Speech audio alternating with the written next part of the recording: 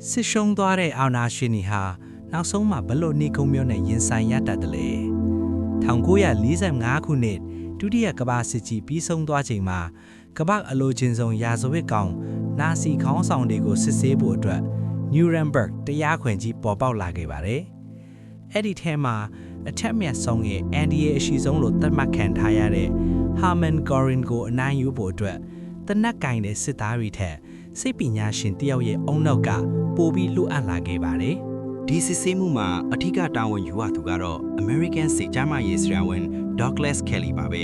။သူ့ရဲ့တာဝန်ကနာဇီအကျဉ်းသားတွေကိုအဆုံးမစီရင်အောင်စောင့်ကြည့်ဖို့နဲ့သူတို့ရဲ့စိတ်နေစိတ်ထားကိုလေ့လာဖို့ပါ။ Douglas ဟာ Göring ရဲ့ယုံကြည်မှုကိုရဖို့အတွက်ပရိယာရည်တွေသုံးခဲ့ပါတယ်။မျက်လှည့်ပြတာ Göring ရဲ့မိသားစုစီကစားတွေကိုလျှို့ဝှက်ပို့ဆောင်ပေးတာမျိုးတွေနဲ့သူတို့ကြားမှာယဉ်နီးမှုတစ်ခုကိုတည်ဆောက်ခဲ့ပါတယ်။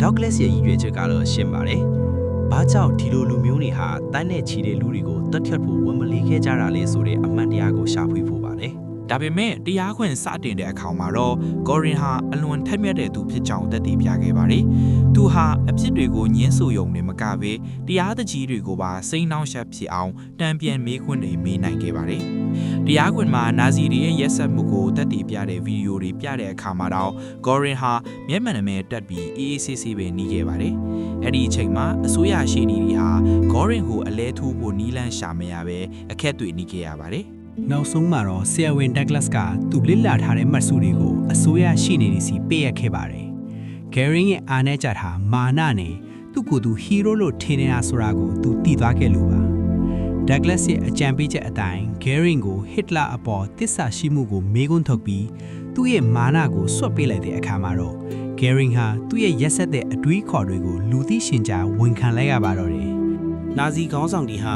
တေတံပေးခြင်းခံခဲ့ရပေမဲ့ Göring ကတော့နောက်ဆုံးအချိန်ထိမျက်လက်ဆန်ဆန်ပဲအဆုံးစီရင်သွားခဲ့ပါတယ်။စိတ်မကောင်းစရာကတော့ဒီလူသက်သမားလေးရဲ့စိတ်ဓာတ်ကိုအနီးကလိလာခဲ့တဲ့ဆရာဝန် Douglas ကိုယ်တိုင်လည်းစိတ်တန်ရာတွေနဲ့နေကုန်မလှခဲ့တာပါပဲ။ဘလောက်ပဲထက်မြက်ပါစေရက်စက်မှုရဲ့နောက်ွယ်မှာတော့ပျက်စီးခြင်းတွေပဲရှိနေမှာပါဆိုတာကိုဒီသမိုင်းဝင်ဇလန်းကသတိပေးသွားခဲ့ပါတယ်။